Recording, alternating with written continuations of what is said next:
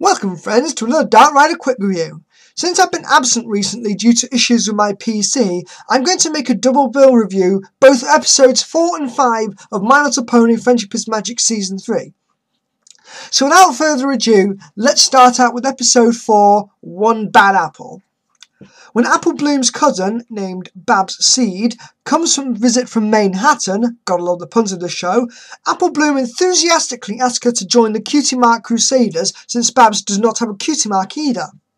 However, as soon as the local pair of bully brats, Diamond Tiara and Silver Spoon, show up, Babs switches sides and soon begins to torment the Cutie Mark Crusaders everywhere they go.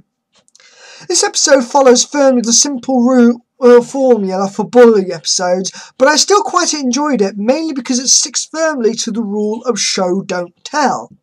When Babs arrives, you can visibly see that she is uncomfortable around Apple Bloom's enthusiasm, and it's very sensitive about her lack of a cutie mark, as you can see by her constantly covering up her blank flank with her tail.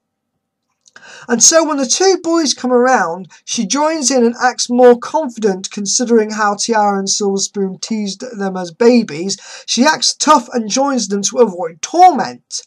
It's something that kids will likely encounter, often being threatened they tell an authority figure. This leads into a key part of the episode. A lot of the time, kids are often told to simply avoid or not pay attention to the bullies, but this episode shows how it is not always possible and is often completely impossible to do just that. Babs literally follows them everywhere to the point of taking over their treehouse, which is the last straw for the Cutie Mark Crusaders. This episode does a great job of showing how the reason behind bullying and how one person becomes a bully is often a matter of perspective. Apple Bloom and the other Cutie Mark Crusaders often become bullies in their elaborate plan to humiliate Babs at the parade to get revenge on her for what they did to her. Because they looked on the surface and reacted to her actions, it ended up becoming a cycle of hate.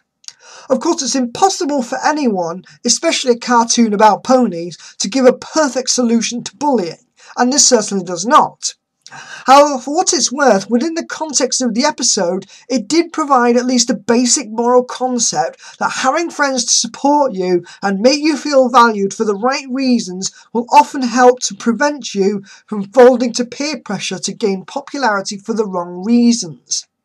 Admittedly, Diamond Tiara and Silver Spoon aren't really developed or used beyond the generic bully number 287482639 3/4, but for the purpose they serve, they fill the roles adequately.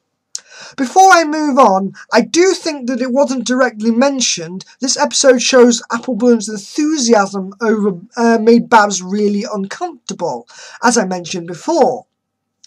Maybe they could have explained that the show how to rushing and to pressure people to be with you without understanding their discomforts and had more developed with the Cutie Mark Crusaders as a whole.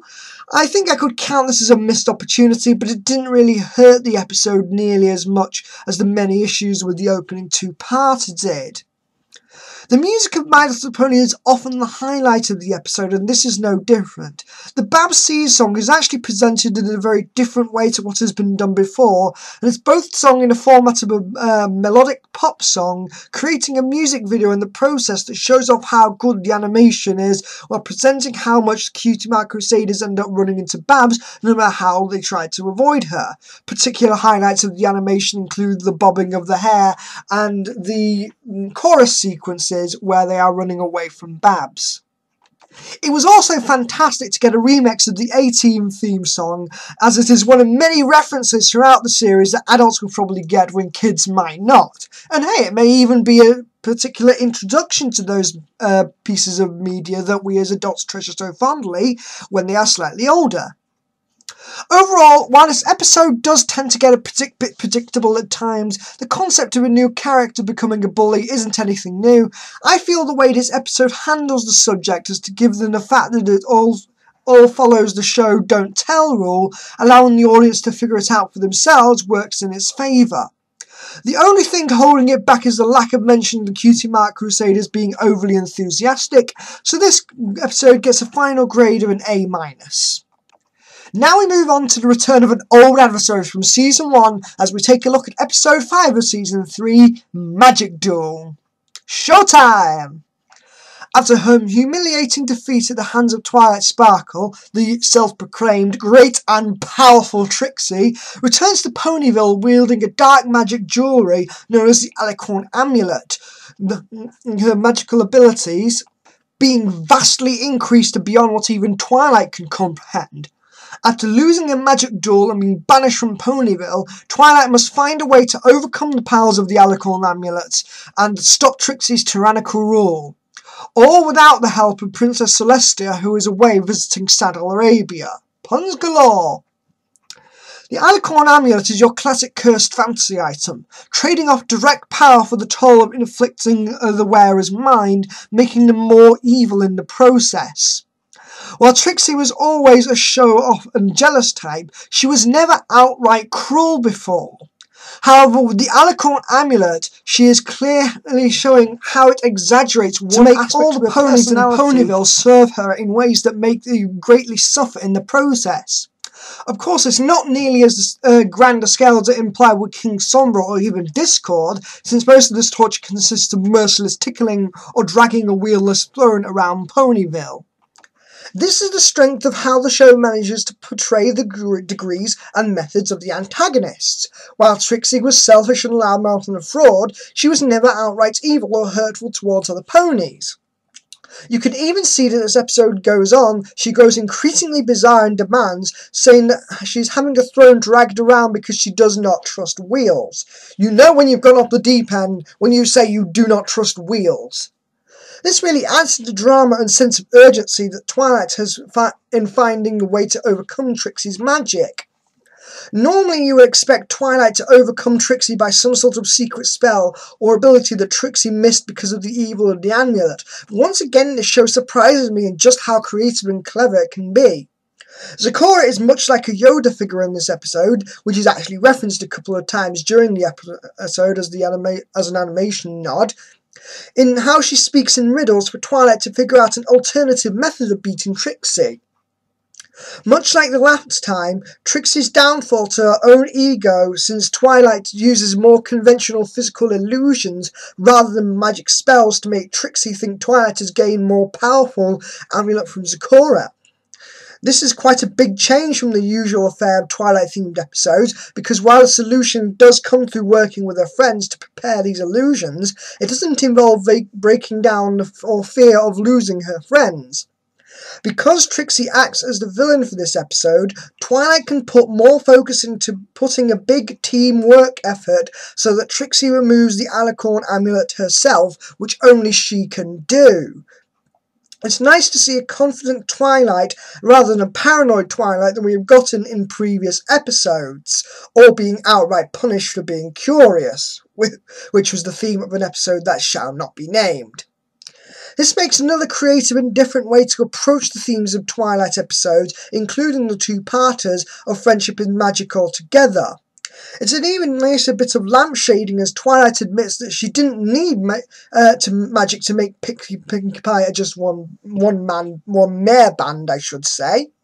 That's just Pinkie Pie being Pinkie Pie. The main issue I have with this episode character-wise is the apology by Trixie at the end, and the Alicorn Amulet is removed felt really forced and poorly paced. Don't get me wrong, I have no issue with arrogant characters admitting they are wrong and redeeming themselves in the process. Rainbow Dash has done this in plenty of times, for better or for worse. It's just that as far as we know, Trixie desired to take the amulet back and Twilight, and only gets a couple of minutes at most in this episode to really say that she is sorry for all the chaos she caused under the amulet's power. This and the fact that everyone ends up stealing Fluttershy's thunder when she finds out the information of Alicorn Amulet really at first felt very unfair.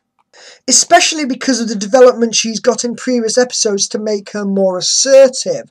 While I know that being shy and very timid and very quiet is always going to be a character trait, I feel that they abused it a bit much within this episode. The art and animation is fantastic in this episode, and the animators really had a great chance to show off their budget with Trixie's different mischievous magical spells. Of course, Pinkie Pie is always the most comical, with her mouth getting magically photoshopped out of the processor recycling bin and she cannot talk for the rest of the episode. There isn't much going on in the background as in the Discord episodes, but with the amount of character model manipulation that goes on, it must have been a real challenge to keep it all consistent while not interfering with the general models and making them too wobbly or disproportionate. And yet they pulled it up with spectacular results. Even Trixie's glowing red eyes combined with a fantastic voice acting shows us that it isn't Trixie we've come to know in the past before we were even told. It's great to see a brief moment where even Pinkie Pie is angry towards Trixie, which isn't normally something she does. And of course, we get the obligatory Pinkie Pie fourth wall break at the end of the episode, which I feel must be done at least once per season. Overall, this is definitely a darker and fun return for Trixie, with a lot more fantastic animation to show off that's only held back by the fact that Trixie's redemption was so forced and Fluttershy wasn't really given an opportunity to use her assertiveness that she's gained in previous episodes. Magic Duel gets an overall grade of an A-.